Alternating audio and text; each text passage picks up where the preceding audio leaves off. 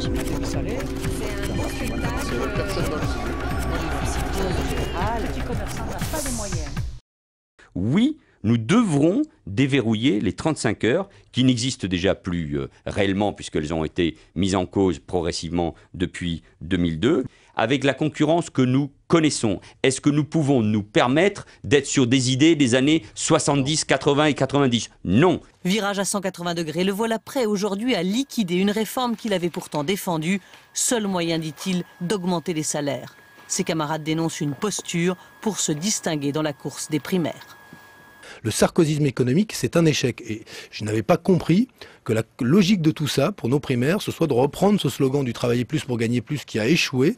Je trouve que c'est une mauvaise, en tout cas, intuition politique. Et j'invite Manuel Valls à revenir dans le droit chemin. Je crois franchement que c'est un faux débat, que c'est un mauvais débat et que c'est une mauvaise réponse. Et donc, je dis à Manuel Valls, tu te trompes, Manuel, c'est pas comme ça que nous offrirons au pays des solutions qui sont à la fois de gauche et qui sont économiquement efficaces. Il y a d'autres choses à faire, il y a d'autres choix à faire. Et moi, je me réjouis d'abord que Manuel Valls arrive au même constat que nous avons fait, nous, depuis longtemps, depuis que les 35 heures, d'ailleurs, ont été mises en œuvre.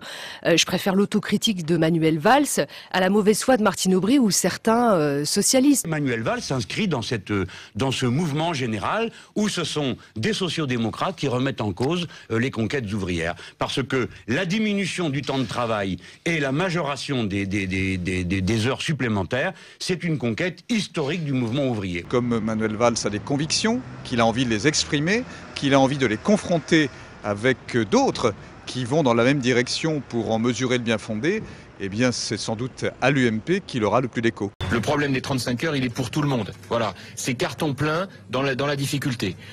Ça coûte aux finances publiques des sommes colossales, ça coûte aux entreprises de la compétitivité par rapport aux autres entreprises européennes, ça coûte aux salariés en termes de pouvoir d'achat parce que les salaires n'ont pas augmenté, et ça coûte enfin au pays parce qu'il y a un plafond de verre au-dessus de la tête et qu'on se dit que de toute façon on n'arrivera pas à faire bien carrière parce qu'on est encadré dans le travail. Bon, donc à partir de là, on voit bien qu'il faut essayer de s'en sortir.